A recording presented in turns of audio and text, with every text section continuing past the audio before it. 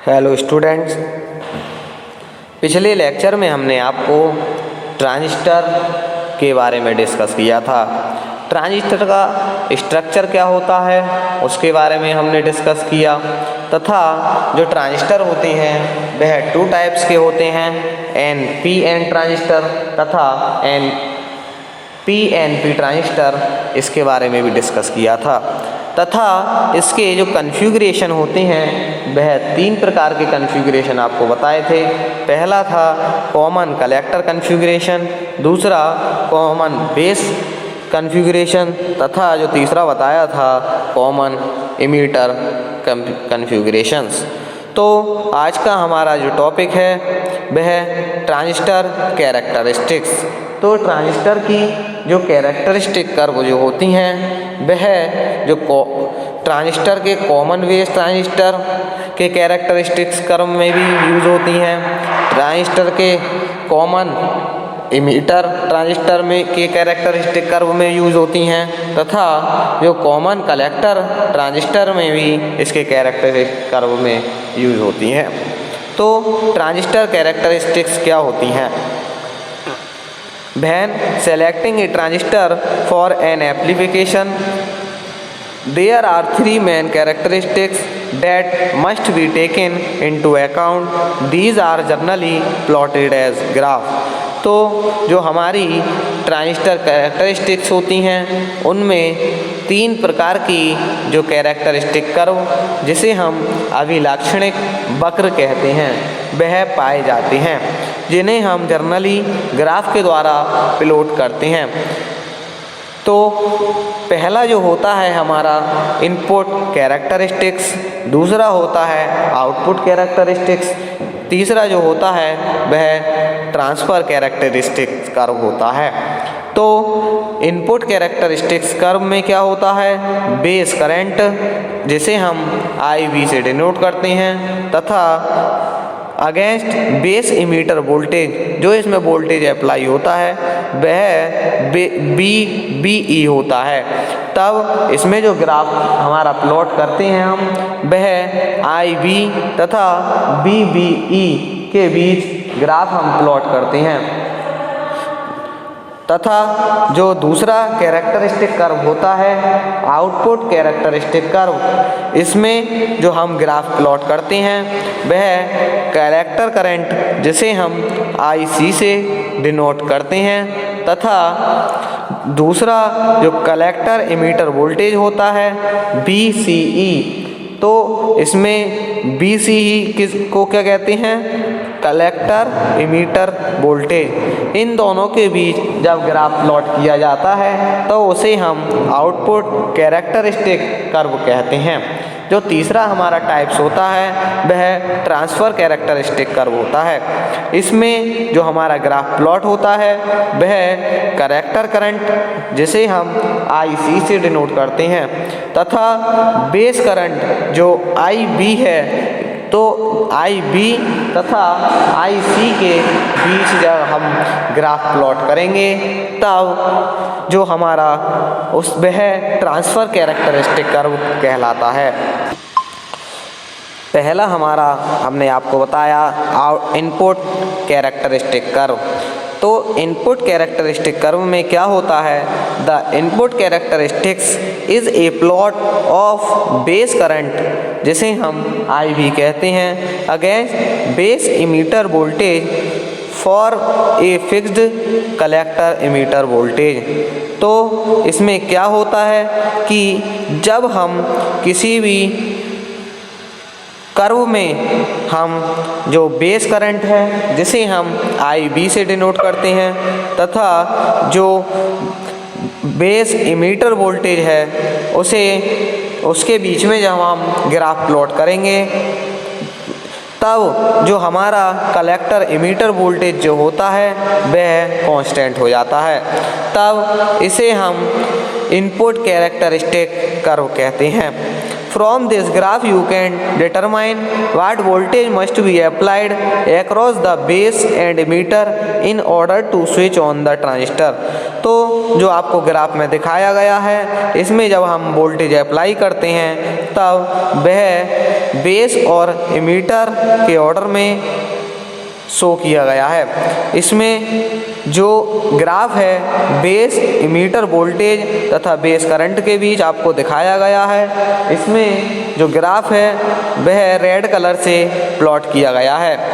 तो इसमें जो कॉमन बेस ट्रांजिस्टर होता है उसमें जो इसका फॉर्मूला है, इनपुट रेजिस्टेंस का फॉर्मूला होता है आर आई इक्वल टू क्या होता है, del B E B, del E B upon I E, जो इसमें कांस्टेंट होती है वैल्यू वोल्टेज कलेक्टर और बेस की जो वोल्टेज है वह कांस्टेंट होती है। यह हमारा जो कॉमन बेस ट्रांजिस्टर होते हैं या कॉमन इमीटर ट्रांजिस्टर होते हैं उनके इनपुट रेजिस्टेंस का जो जिसे हम आर आई से डिनोट करते हैं उसका फॉर्मूला होता है। अब जो दूसरा हमारा जो कैरेक्टरिस्टिक है वह output characteristic curve. Output characteristic curve क्या होता है? The output character is plot of collector current IC against collector emitter voltage VCE for a range of base current। तो इसमें जो कलेक्टर करंट होती है IC तथा जो कलेक्टर इमीटर वोल्टेज होता है उसके बीच में हम ग्राफ प्लॉट कराते हैं, तब जो हमारा ग्राफ हमें प्राप्त होता है वह आउटपुट कैरेक्टरिस्टिक कर्व कहलाता है। इसमें जो करंट होती है बेस करंट वह कांस्टेंट रहती है। तब the graph shows A series of plot one for each base current value.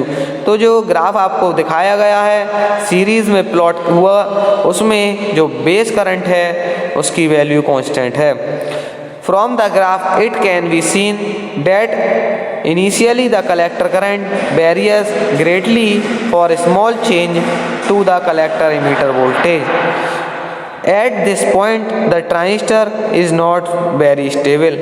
तो जो इसकी कलेक्टर इमीटर वोल्टेज होती है वह धीरे धीरे बढ़ती है, तब इसमें जो यह ट्रांजिस्टर जो होता है वह स्टेबल ज़्यादा नहीं होता है। तो इसमें जो इसका फॉर्मूला होता है वह कुछ इस प्रकार होता है, एल्फा इक्वल टू होता है del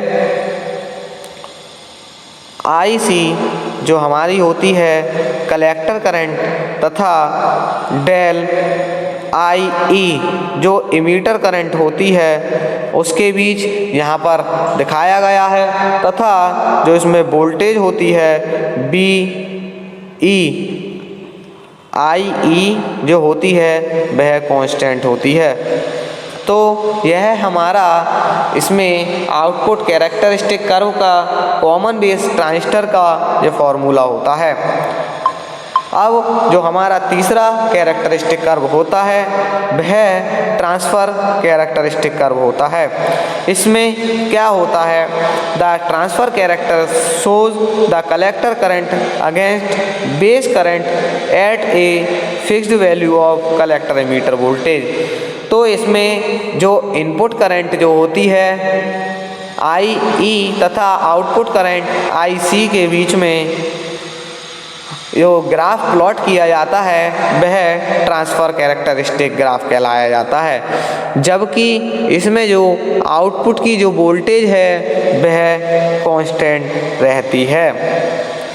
for a given collector emitter voltage the graph will be approximately linear. तो इसका जो ग्राफ होता है वह कुछ फिगर में आपको दिखाया गया है, इसके ग्राफ में लीनियरिटी होती है, which shows that the base current is almost a constant function of the collector current. तो जो बेस करंट होता है वह कांस्टेंट होता है कलेक्टर करंट के साथ।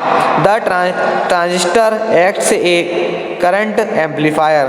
तो जो ट्रांजिस्टर है वह करंट एम्पलीफायर की तरह रिएक्ट करने लगता है। The ratio of collector current to base current is called DC current gain. तो इसे हम कलेक्टर करंट तथा बेस करंट के रेशो को हम डीसी करंट गेन कहते हैं। तो डीसी करंट गेन को हम HFE से डिनोट करते हैं। आपको फिगर में दिखाया गया है, एक तरफ IB जो कि बेस करंट है तथा दूसरी तरफ IC जो कि कलेक्टर करंट है। इन दोनों के बीच में जो डिफरेंस होता है, रेशो है, वह HFE जिसे हम डीसी करंट गेन कहते हैं। इसका फॉर्मूला आपको दिखाया गया है कि DC current gain HFE equal to जो होता है वह कलेक्टर करंट जिसे हम IC से डिनोट करते हैं अपॉन बेस करंट जिसे हम IB से कनेक्ट करते हैं। तो इनके जो बीच में रेशो होता है उसे हम डीसी करंट गेन कहते हैं। The value of DC current gain varies between transistor even between transistor of the same type। तो इसकी जो वैल्यू होती है डीसी करंट गेन की वह ट्रांजिस्टर तथा ट्रांजिस्टर के सेम टाइप्स के बीच होती है। अगर हम इसके ट्रांजिस्टर के डाटा शीट की अगर हम बात करें तो some of the criteria found to the product data sheet to consider when selecting a transistor. तो इसका डाटाबेस जो होता है वह कुछ इस प्रकार का होता है। पहला करंट डीसी करंट गेन, दूसरा होता है हमारा कलेक्टर इमीटर ब्रेकडाउन वोल्टेज, तीसरा होता है कलेक्टर इमीटर सैचुरेशन वोल्टेज, चौथा जो डाटा शीट है इसकी वह बेस इमीटर ऑन वोल्टेज तथा जो लास्ट है वह पैकेज टाइप्स का होता है। यह हमारे ट्रांजिस्टर के डाटा शीट्स हैं। आज हमने आपको जो 3 तरीके के जो कैरेक्टरिस्टिक कर्व के बारे में बताया, जो कि common base configuration, common emitter configuration तथा कॉमन कलेक्टर कॉन्फ़िगरेशन के लिए जो कैरेक्टरिस्टिक ग्राफ प्लॉट किए जाते हैं उसके बारे में हमने डिस्कस किया। पहला कौन सा था? इनपुट कैरेक्टरिस्टिक कर्व, दूसरा आउटपुट कैरेक्टरिस्टिक कर्व तथा जो तीसरा कर्व हमने जो बात की थी वह ट्रांसफ़र कैरेक्टरिस्टिक्स के बारे में डिस्कस